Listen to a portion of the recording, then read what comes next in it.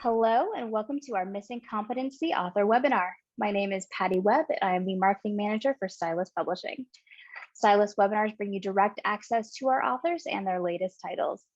Today, I'm happy to introduce Sharon Eichen-Wisniewski, Deborah Taub, and Rich Whitney, the co-authors of the Missing Competency, an integrated model for program development for student affairs, published by Stylus in December 2020. Sharon Eichen-Wisniewski, PhD, is a clinical professor at the University of Utah. She teaches courses that focus on student persistence and retention, leadership, academic advising, and student affairs practice.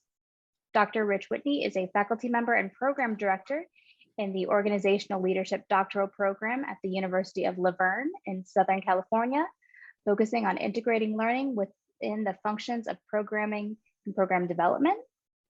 And Deborah Taub, PhD, is professor and chair of the Department of Student Affairs Administration at Binghamton. She has been a full-time faculty member in graduate professional preparation for over 20 years and is an ACPA senior scholar. So please welcome Sharon, Rich, and Deb. Thank you, Patty, and welcome everyone. We're really excited to have you with us today. As we get going, we want to just do quick introductions again, but first we wanted to just send a few thank yous and shout outs to everybody who participated in the development of this particular book, The Missing Competency. There are so many people, it's really hard to make sure that we acknowledge everyone today, but a couple people that we want to thank. First off is David Brightman, who was our editor with Stylus, and I think David's with us today. Very helpful and very insightful as we went through this process. And we also want to thank Susan Comives, who wrote the foreword for our book. That particular piece is a piece that my mom really loves. She seems to enjoy Susan's piece more than my piece at times, and I think it's that connection to cooking in the home that really attracted my mom. But thank you, and Patty, thank you for helping us coordinate this today. We really appreciate it so much. And to everybody who was involved with this, we can't give everybody's name today, but really thank you for encouraging us, supporting us, and now being part of this webinar and the ongoing movement on program development. First, we're going to introduce ourselves and give you a little bit more information, and then we will jump into our material for today. And as Patty said earlier, as we move through the material today, please feel free to let us know about a program that you're working on and that you've developed. And if you have questions, please put those into chat, and Deborah Taub is monitoring that. So again, I'm Sharon Eichen-Wisniewski. My pronouns are she, her, hers, and I'm a professor in the Educational Leadership and Policy Department at the University of Utah. The University of Utah is in Salt Lake City, Utah, which sits on the ancestral homelands of the Shawnee, Paiute, Goshute, and Ute tribes. Deb? Good afternoon, everybody. I'm Deb Taub, professor and department chair of Student Affairs Administration at Binghamton University. Binghamton University is located on the ancestral lands of the Onondaga Nation, fire keepers of the Haudenosaunee. Hi everybody, I'm Rich Whitney. I use he, him pronouns, and I'm coming to you from Southern California, and the University of La Verne sits on the ancestral lands of the Tongva people. Thank you both very much. And so I think we're going to go ahead and jump right into our material. Before we actually talk about the model, the integrated model for program development, we just wanted to talk a little bit about how the book emerged, because we think this is really important. We think that there are, among our participants today, as well as people who might view this webinar, there's some great ideas that could move from idea to actual book and scholarship. So we just want to be encouraging with that. This particular piece, The Missing Competency, actually came through a CSP, College Student Personnel Listserv idea. Back in 2007, Susan Marine at Merrimack asked for some resources on program development. And there were very few responses that offered actual materials, but there were a lot of responses that said, hey, please share those out when you get those. And so as I kind of looked through this, I was thinking to myself, really need a book. I think we need somebody to go back in and look at this literature and to look at how we're doing this work today. So I talked to Susan and went back to the College Student Personnel listserv to see if I could find some co-authors. And lo and behold, Deborah and Rich came forward, and that started our particular writing partnership. We spent a little bit of time together, not actually together physically, but everything we've done has pretty much been virtual. From our first meeting through all the meetings that we had to build our prospectus to our actual writing. So this was before COVID, and we were really using the technology then to do this work. And we would encourage you all to think about how technology can support you as you're doing writing and scholarship. So our virtual partnership continued through not only writing the prospectus and sharing it with the Stylus and having David say, yeah, we would like to work with you, through actually completing the book and now doing a number of other activities such as this webinar today. So again, it's been a really wonderful partnership, a great way to get to know colleagues for me. And I encourage you all to think about how you might be able to do this type of work as well. So with that, we're going to move on into the actual content of the integrated model for program development. And Rich is going to take that over. So program development can sometimes be a little overwhelming, and there's lots of stuff that's going on out there, and we tend to focus on the parts that we really like or that we're worried about, or it can be a little overwhelming as to where do we actually start. And we see this everything at the same time and nothing in particular and everything. And so where do we actually start with all this? How do we come up with this? So we created this model that helps to provide a track to run on, some structure to help operationalize the whole process. There was no book out there prior to what we were doing. The last book that was published on program development and student affairs was in 1983. So we used that and a variety of other things to come up with the integrated program model, the integrated model for program development. It's bad when you mess up the name of the model right off the bat.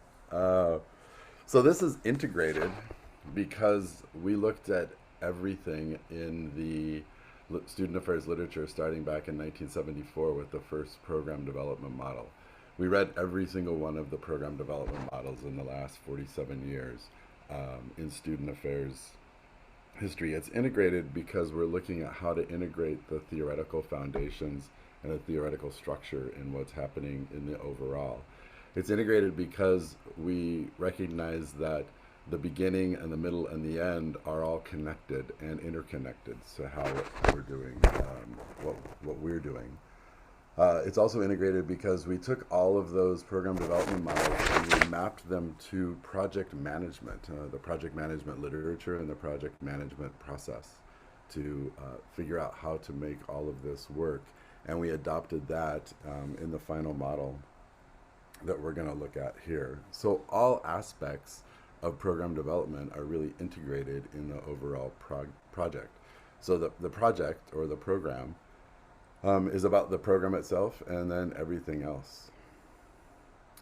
So what we're going to talk about today is just a little overview of the quick guide to how to put on a program and give you some examples of programs that we've worked with. And then if you want to share in the chat that Deb will be watching for us, programs that you have or questions that you have, then that would be great.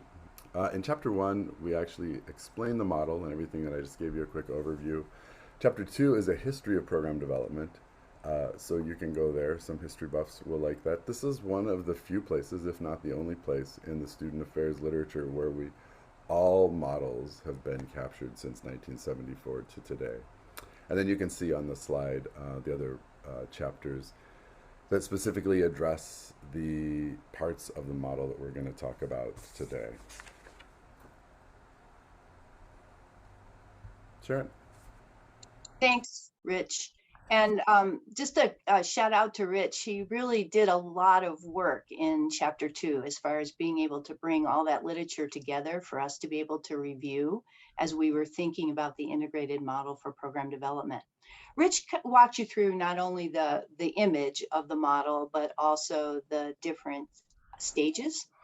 Before we go any further, there's just a couple of components that go along with this that we want to make sure that we highlight and that you think about as you are working on program development and using this particular model. First off, there really is a distinction.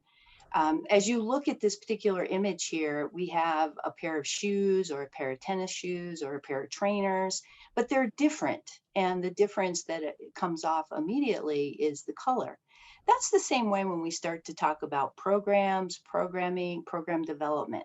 There are distinctions to these words, and we wanted to make sure that we highlighted those as we started to think about our model for program development. So as you can see here on the slide, we're very clear about definition we use for program is a theoretically based plan in which action is taken towards a goal, versus programming, which describes planned series of activities that address the theme and focus on college student development. So you'll probably have a number of programs within programming. So these types of nuances are important as you're starting to think about what are you really trying to do, and as you're going to do it, how is it going to impact? The next slide actually encourages you to think about discovery. And you'll notice our particular model is built upon a theoretical foundation. So with that, what we wanted to really reiterate and encourage as people are doing program development is that you go into the literature, you look at theory, you look at how other people have used those theories in different ways of developing program, and make sure that you're incorporating that into the work that you're doing. Don't reinvent the wheel, but go out there and look at the different types of wheels and think about how those wheels can really have a positive impact for you. And then let's just take a minute here. Folks, what's missing in this picture? Go ahead, throw it into chat. What do you not see here? Okay, we've got learners, yes. What else? What are you not seeing here?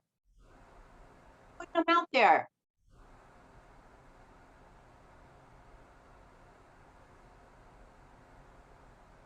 Instructors, materials.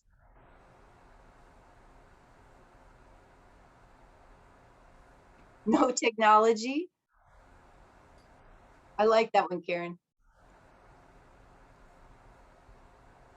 Professors, materials, directions. Yeah, people, you're getting really into the gist of this. You're not seeing people, right? Mm-hmm. You're not seeing an instructor, you're not seeing students, you're not with the technology, you're not seeing anything that's actually showing people. That's one of the things that's at the heart of program development that you never want to miss, is the human factor. So in the human factor goes across all of program development. It goes from who is the program being developed for, who's actually planning it, who's the planning committee, who's championing this particular program on your campus, who actually might be offering some type of support through resources, such as a particular donor. So these are all people that are coming together to make this program happen. And it's so important to be keeping that in mind. And you'll notice that people are front and center as you go through our particular model in this book. So with that, let's just quickly look again at what we have here as far as the stages. And that's how we want to continue on with our webinar today, is to really highlight some of these stages. We're going to start with program definition. Then what we've done is we've grouped together program planning, implementation, and monitoring, because as you can see on the image, these three pieces really work together. There's a lot of synergy between these three stages.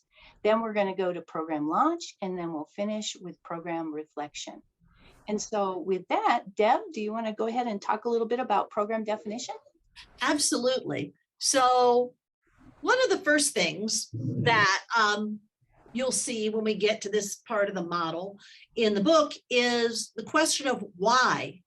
Why are you doing this program, and do you need it?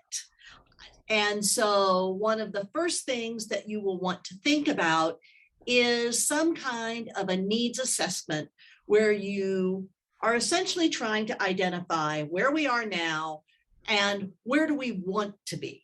What's the goal? And you want to think about keeping your needs assessment scaled to the size of your program. So if you were completely revamping orientation, might require a more detailed needs assessment than, say, if you were developing a 90-minute webinar. So there are lots of ways to do needs assessment. The book gives you lots of examples of different methods and processes, but basically the idea is there a need for this program? And what exactly is needed by your students? Just yesterday, I was meeting with one of my staff who's planning a workshop on preparing for internship. And she was saying, I wish I knew what tools would be useful. And so, where we came to is, why not do a quick needs assessment and ask students who've been through the process what would have been helpful. So, and we talked a little bit about then doing just this very small scale needs assessment. Once you've identified sort of your desired state, then you can start to develop the outcomes for your program. What is it you're trying to accomplish? How will students be different as a result of having gone through your program? And you will be developing both process outcomes. Process outcomes are the things we do. They're focused on what we will do to put on the program. And we'll focus on learning outcomes, which is, again, the change we want to see in our students. So at the end of this program, SWBAT, students will be able to, and then say what it is they'll be able to do that you're trying to teach them. And then you're going to want to make sure that then the content of your program is going to enable them to be able to do that. And then, of course, right here at the beginning, we need a planning team. Who are the people who are going to be involved in planning and developing your program? You need people who are going to bring different skills, abilities, viewpoints, and having people with these different perspectives and viewpoints ensures buy-in, keeps you from falling necessarily into groupthink or this is the way we've always done it. And also then that partnership, just like the partnership we had when we wrote the book, we can support each other with our different and relevant skills. So, program definition. Thanks, Deb. So I'm going to start with the monitoring and the planning and the implementation and the monitoring on these, because these two slides here in the middle and to the right, this was from a program that we did at the National Order of the Arrow Conference a couple of years ago. And you can see the middle slide, we used a labyrinth. And so we created the labyrinth outside. So that was all great for sunny days, but then we got the weather report that it was going to pour down rain. So we had to figure out how we were going to take this contemplative, reflective piece of the labyrinth at the end of our training session that was all outside and change it. So we went out and bought some plastic and some duct tape, and we recreated about 3 labyrinths on black plastic and with duct tape that we could use inside. So this monitoring, this planning and monitoring is really how the integration of those things come together in that triangle at the bottom. The planning includes the team that Deb was talking about, but we also have to have the rollout, we have to have the rollout plan, or we have to have the budget, we have to have the rollout plan. Staffing, we have to think about marketing. So the budget and the marketing and the assessment, all of those have to be pre-thought out in the definition stage before we can get to the end stage. And then implementation is about the details and the checklist. So in chapter 5, we have quite a bit on budgeting for you and different plans and models that you can use in budgeting. I worked in event planning or in program development at the University of Nevada, Reno, and we had a budget plan because we would charge people for those events. I still use it now, not so much for the charge, but it helps me to know the price per person to put on our programs and the things that we're doing, and what the value is for each person. So we have that kind of a budget. So you can be using your budgeting for that. The implementation and details, we'll talk more about the backdating soon, and then you've got the calendar, to just make sure that you know how things are going to roll out. In chapter 6 on planning and resources and marketing, stakeholders, shareholders, you need to be able to plan for those. So we have backdating in the appendix, and then within chapter 6 we also have other markers that integrate the budget, integrate who's responsible and the dates that you're looking at. And then monitoring is just the planning and the implementation in real time. And if you do the work ahead of time with the planning and the implementation, then the monitoring is just the formative work that you're doing as you throw it out there. Think of a boomerang that you let it go. You're holding it in planning and implementation. You throw it at implementation, and then you're monitoring, because when the boomerang comes back, you want to be able to catch it and not have it either hit you or go off somewhere else. So the boomerang effect of what's happening with all of this. So who's paying for all of this? You're going to get money from vice presidents and from different clubs and organizations, student government money, lots of stuff that's going in. How are you working with all of this? Some of this is, if you're consulting, then how are you looking at that? So that's a whole different topic. But even if you don't have to pay the expenses, like you didn't have to raise money to pay for those, you're still raising money. So knowing the cost and the price per participant and those kinds of things that are impacting your program and your delivery. And when you get to the reflection part, can you really do this again? Know what you have to have, and know what's just extra. Like, we all love t-shirts. How many t-shirts do we all have? And we have a t-shirt for everything. But do we need a t-shirt? So can we really do without the t-shirt? Can we change the t-shirt to a button? So know what you have to have, and know what's just nice to have, and what's going to add to it. And sometimes the t-shirt you just have to have. And then, bet you never thought you'd be selling something when you're talking about all this, but the marketing plan is also important. Like, who's filling the room? Where are you going to go? How are you going to advertise? How are you going to get the word out there? What's your plan? So the marketing mix, this is the old marketing mix. The Marketing Association has actually expanded it, but the 4 Ps are nice just to think about. What's your product? The product is what the consumer thinks it is, nothing more. So how's the perception of the product? What's the price? What's the price that you get to deliver it for? What's the place? What's the venue? And how are you getting out there? And how are you using others to push your product, or having them help pull the program onto campus or into the mainstream? And how can you get others to help you with the marketing, with just hashtags, and building the hype beforehand about hashtag get involved, hashtag attend today or attend tomorrow. So how can you have other people engage in your marketing plan and build the attendance before the attendance is a thing? This is something I do at every program. I count everyone. It's just, I got caught one time by the vice president who said, "How many people showed up?" And I said, "Oh, we had a great crowd." And she kind of looked at me like, "That's all you got?"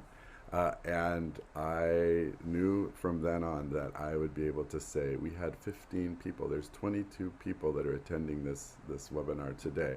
There's 75 people that signed up. Like, know those numbers that you can use when somebody asks you about it, because it's the details. Like it's all in the details of what's happening. So count everything. Count the people, count the donuts that are left, count everything. When you're pre-planning, think about working with facilities and their jobs and what's happening. So when you're asking that you need tables and chairs, how many times have you shown up and you see the image on the left? And you're thinking in your head that what you're going to get when you ask for tables and chairs is the image on the right. So you didn't ask for the setup. I think about the time that we had a student orientation program on the lawn of the Union. And in the middle of it, the sprinklers came on. So we had to scramble and call and get things done. And the facilities, when I chatted with them, she said, "We didn't ask for the sprinklers to be turned off." In my head, an event on the lawn would mean, "Oh, we should turn off the sprinklers." But we didn't ask for that. And doing another thing on our quad, she actually asked me, do you want garbage cans? There's going to be a lot of people. Do you want garbage cans? So what I typically started to do when I was chatting with people or doing the planning and talking to the different organizations and departments on campus was I would just end everything by saying, is there a question I should be asking that I am not? What am I forgetting that you can help me with? And they generally want to help you with that kind of stuff. The venue and the room. So you want to think about the configuration that you want it. So it's not just to set up the room, but how do you want it to be in there? But then you also need to plan for if you're way out, there might be a new building that's going to show up that could work for you. There could be a building that isn't there anymore. There could be a building that in Southern California had earthquake damage, had flooding damage, had something happened that it just taken out of commission. So you need to be ready for it. In 2012, we were doing a student poster conference on the campus of DePaul University. And who would have thought that the NATO summit would interrupt a student development program? But we couldn't get people from the south side of Chicago to the campus in Lincoln Park because all of the roads were closed for a certain time because of the NATO summit. So even NATO can get in the way of what we're doing sometimes on campuses. Can you believe that? And that element of surprise can continue right on to your launch, which we have lights, camera, action. It's a very exciting day. You know, I can just feel the tingle right now just thinking about launching so many of the programs that I've launched over the years. But that whole idea of surprise and detail are two key elements that you need to keep in mind as you think about the program launch. Rich already mentioned this idea of detail. The day the program either begins, whether it's a program that's going to be ongoing, maybe it's a new service center that you're opening, or if it's a once a year activity and this is the day it happens, regardless, those details become so important.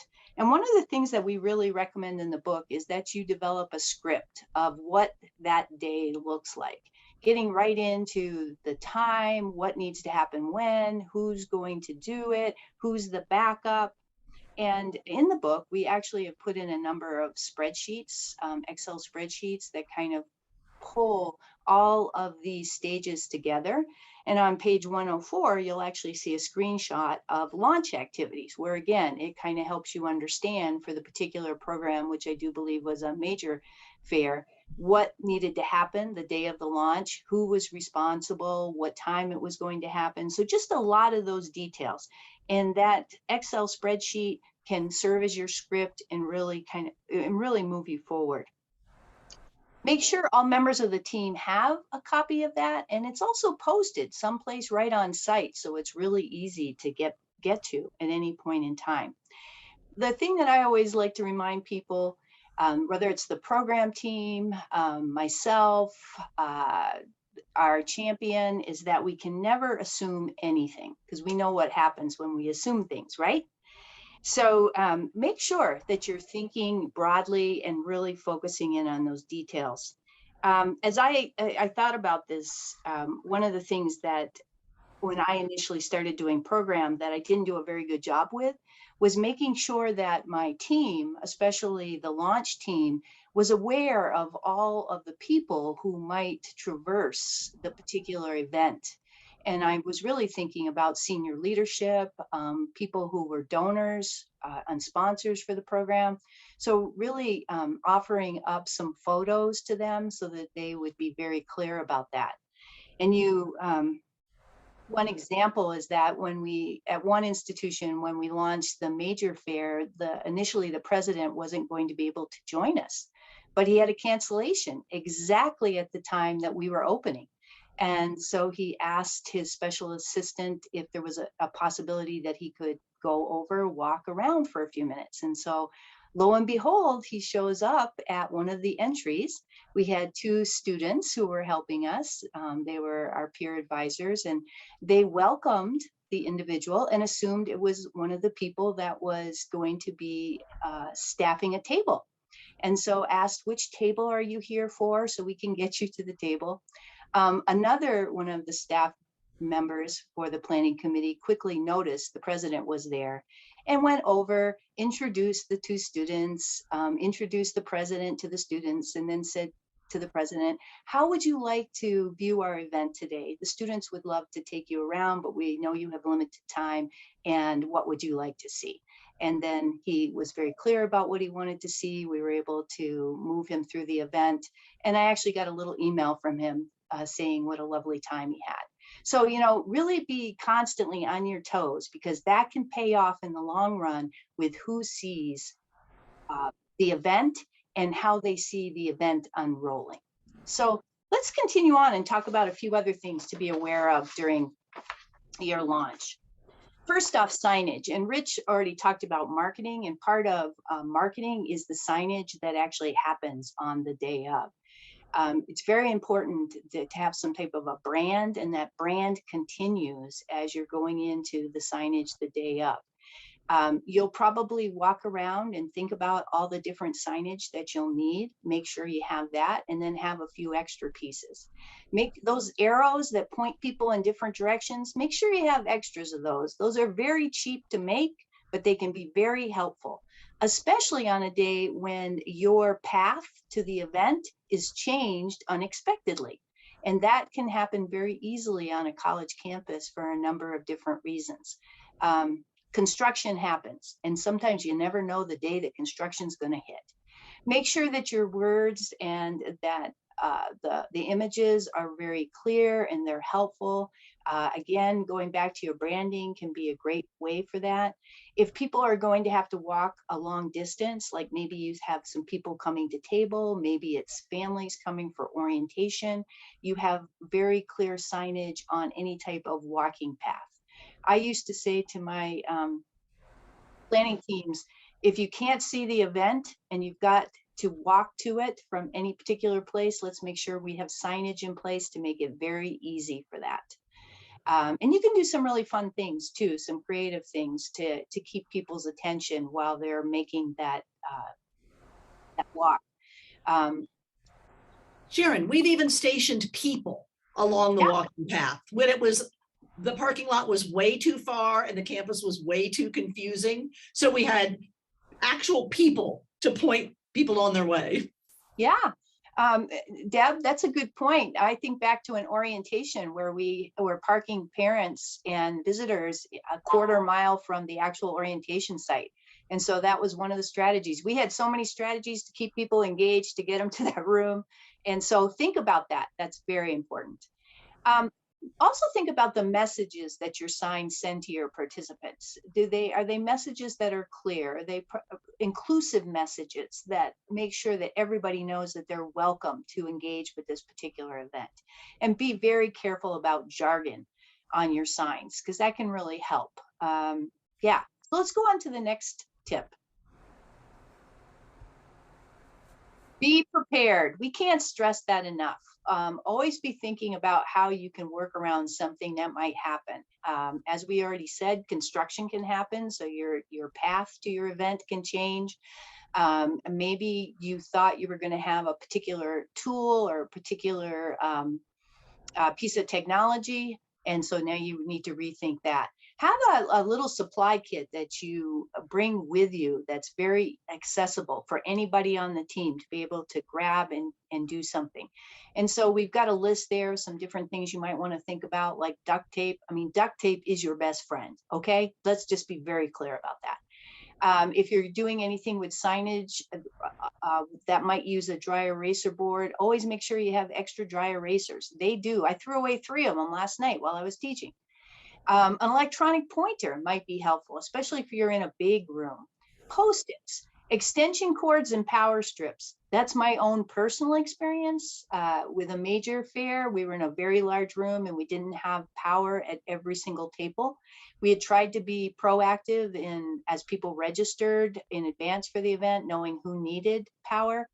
And inevitably, somebody came who needed power that we had not anticipated. But because we had extra extension cords and power strips, we were able to accommodate them.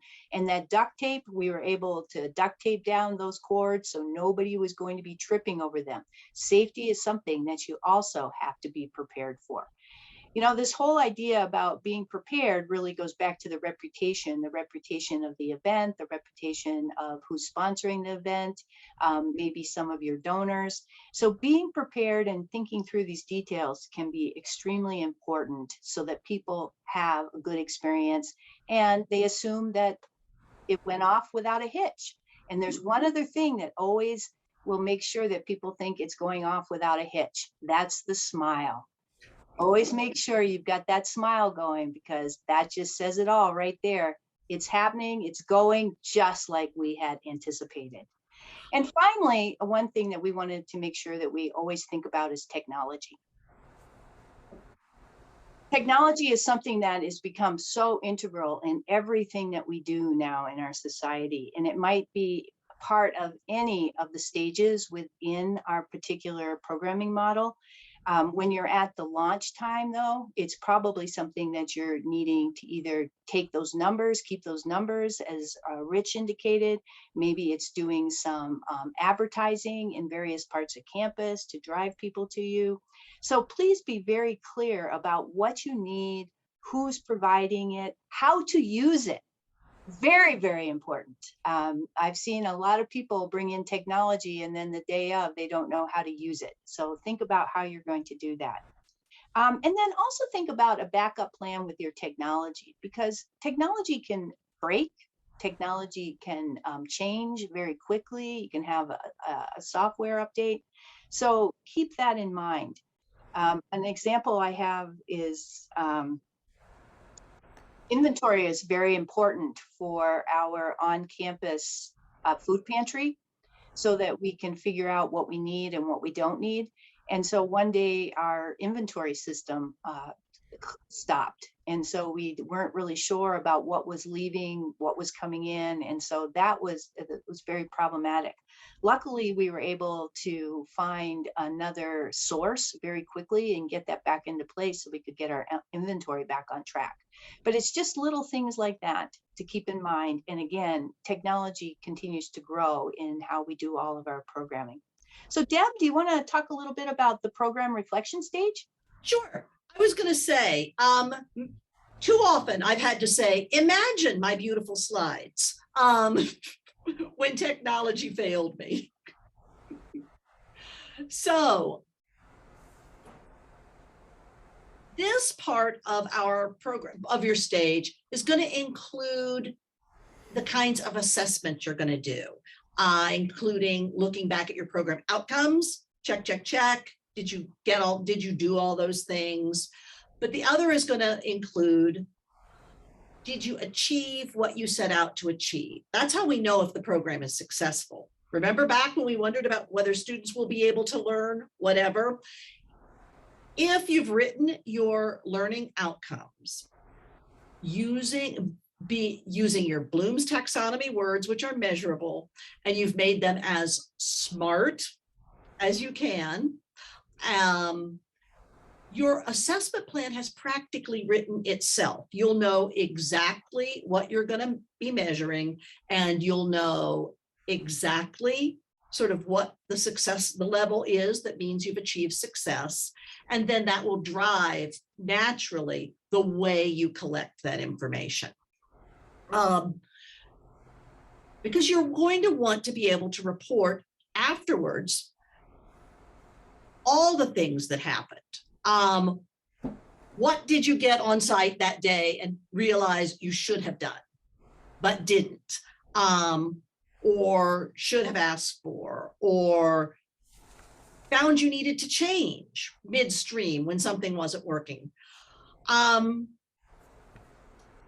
What about the fidelity of the implementation? You've designed a great program, and then the person who presented it drifted off sort of the place you were going and went someplace else. If you have like a dispersed program, like you're offering the same workshop in the different colleges.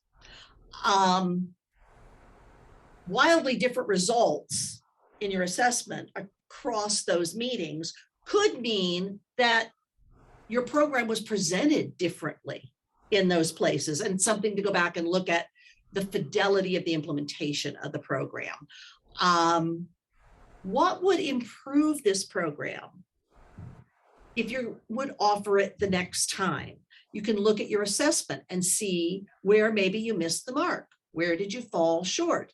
And you can fall short for all kinds of reasons. You can have a very good program with, say, very poor attendance for reasons as simple as there was something really exciting going on someplace else on campus, or no one knows how to find that room. We have a building here where it's the basement of our library, where lots of things are located, but it's a maze, and often I'm lost.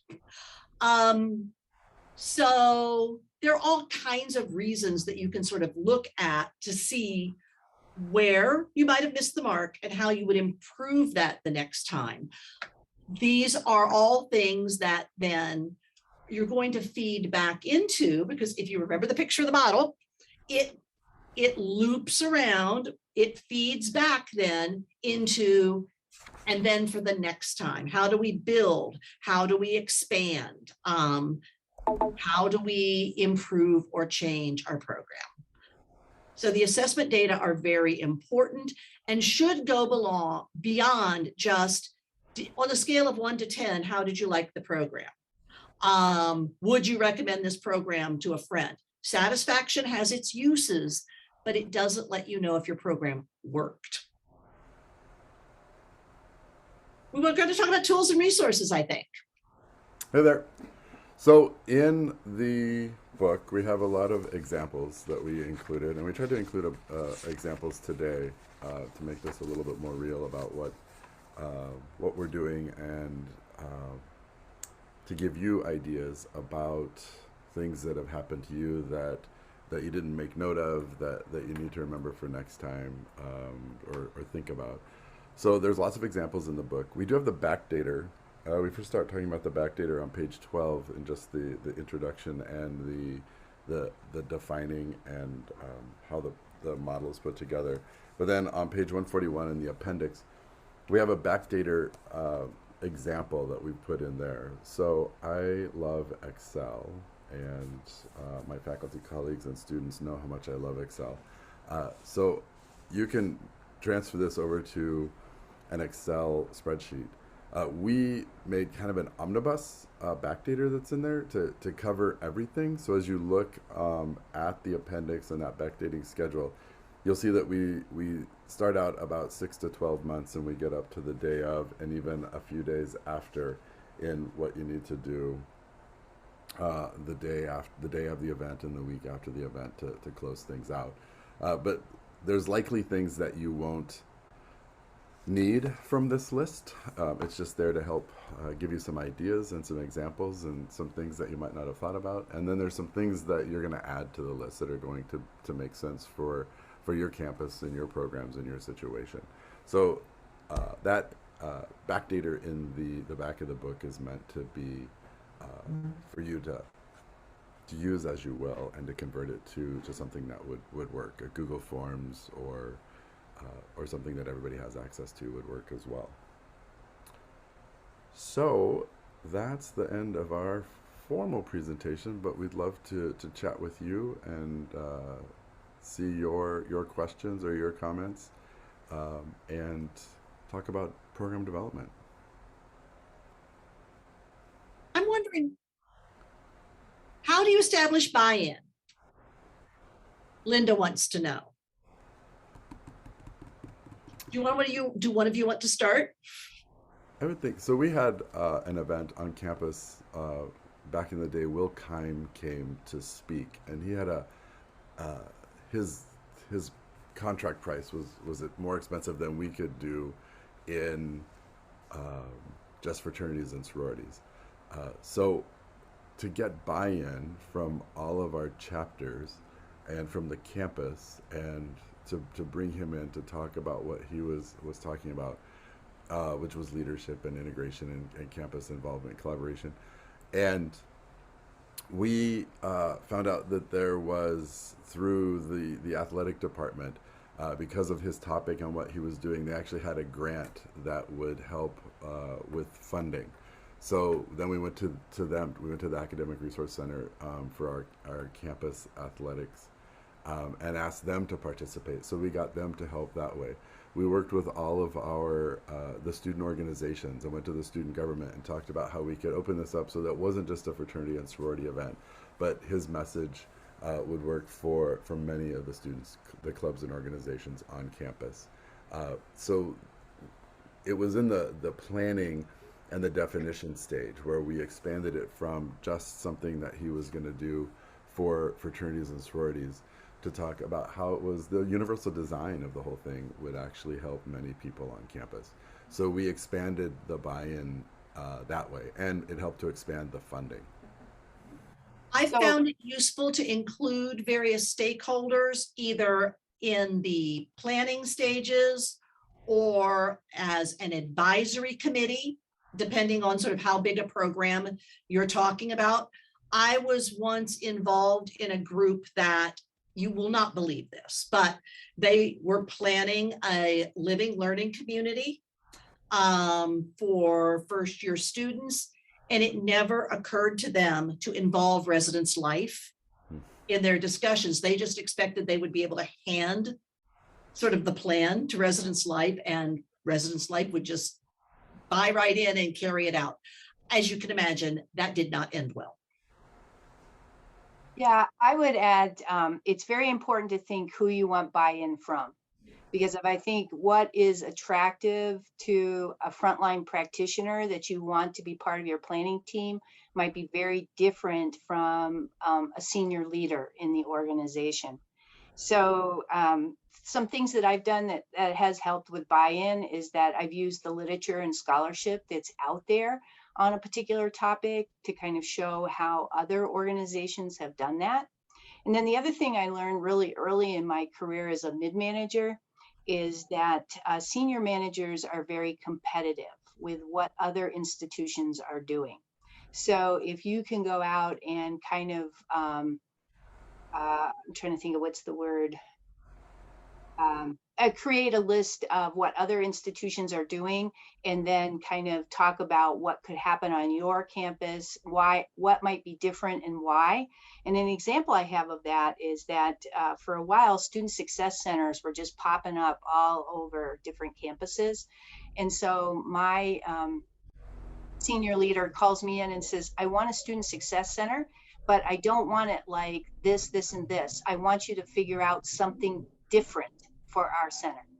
So I ended up going through the literature, going through the scholarship, and we actually had a student success and empowerment center. And instead of students coming to a building and an office to see somebody, we gave rolly bags to all of the staff of the Student Success and Empowerment Center, and they actually went out and engaged with students all around the campus. And there's a lot more logistics to that. But that person really loved it because they could not only talk about now they had a success center, but they also were empowering students, and they were actually going out to the students as opposed to expecting students to come into them. So I think it's important to know who you're talking to. And who, like, different people will buy in around different ideas. So I'm working on a pitch right now for a program that's going to go to the VP. It needs to be short and to the point and very practical. Other people that it's going to go in front of are going to want stories. And it's knowing sort of who are the people involved and what's going to speak to them. And when you can know that, you can craft something that is more likely to get their buy-in. That was a long answer to your question, Linda. Who else has questions? Thanks, Robert, for your comment about the book and the resources and it being timely. I think with program development and looking on campus, one of the things that is the silo effect that we always talk about on campus, and that different people are doing different things, and how could there be kind of an integration there? And one thing is just with faculty and helping faculty. So moving from student affairs into a faculty role, and thinking about that integration and just the focus. Like a faculty member is thinking about teaching, scholarship, and service. And so we invite in faculty to come, or even invite advisors to come to student events, but they need to have something to do there. They need a purpose to be there. I find that a lot of people will like to go and do things, but when they show up, they don't just want to be in the back of the room kind of wondering what it is that they're supposed to do. So maybe a program that you're doing fits a faculty member's research or their topic, or how could they incorporate this into the teaching aspect of what they're doing? Like how can what your program do help with what they're teaching, and maybe it coordinates at the same time in their syllabus? How can it help with their research? How could they do something to engage that part or service to the organization? So being able to speak the different languages of each of the departments and programs on campus is going to help too. Something really valuable that I learned from Susan Comovis way back when I was a graduate student was her suggestion that you should always have a going out of business list, a list of things that you're prepared to stop doing, so that when your VP asks you to take on something new, create a student success center, Sharon. You have a list of, I could do that, but then I'm going to need to go out of business on, this. And again, sort of needs assessment that you have can back up the things that just for one reason or another seem to be drawing diminishing returns. Like my career development program that we loved and students never, ever came to. We loved this program. It was called From Backpacks to Briefcases, and it was about making the transition from being a student to being a working professional. We loved it. No one ever came. We recorded it and went out of business on it. The frustrating thing was when we did alumni follow-up and asked them how the Career Center could have been more helpful to them, they told us that would have been really helpful would have been something, like a workshop about how different it is being a student and being a professional. We just weren't hitting them at the teachable moment. I think you make a good point, Deb, about teachable moments and trying to figure out where that is. So, as we think about assessment and understanding the learning that we're trying to impact in each of our service areas, doing that idea of mapping across our activities sometimes can help us in figuring out what are those teachable moments. And of course, going back to the students and figuring out when they want that information too can be really helpful. Great point. Thanks. One thing that maybe this is something for edition 2 of the book, but program development started back in 1974 as kind of an intervention. It started in the counseling way back in the history, but intervention to create change. So possibly something to look at is, where are you in the change cycle that what you're trying to do with your program to start to start something new on campus, or to change something on campus, is to look where you are in the change cycle. Are you at the beginning of stopping something that's been happening? Are you in that no man's land down there where it's kind of, we don't know what we're doing and there's some confusion, and so your program is to help alleviate the confusion and to set the new processes? Or are you at the beginning of the new thing? So looking at where you are in the change process on your campus, and how can your intervention or your program help to solve those problems? Yeah, and sometimes things happen that will force us to really constructively think about what's working, what's not working. Historically, that might have been a budget reduction, but over the last 2 years, we've experienced a pandemic, and that has driven us to pivot in certain ways. And so now we have to think about, do we go back to some of the things we did pre-COVID, or do we continue to move forward? And technology really becomes such a driving factor with that. Yep. Right. Patty, you had some things you wanted to say to folks. Sorry, Rich, I cut you off. I was just going to go back to ancient history of there was no such thing as 9/11 programming on September 10th in 2001. And then all of a sudden we had to respond. And who did it? It was student affairs largely. So Patty, do you want to help wrap us up? Yes, I can. Thank you.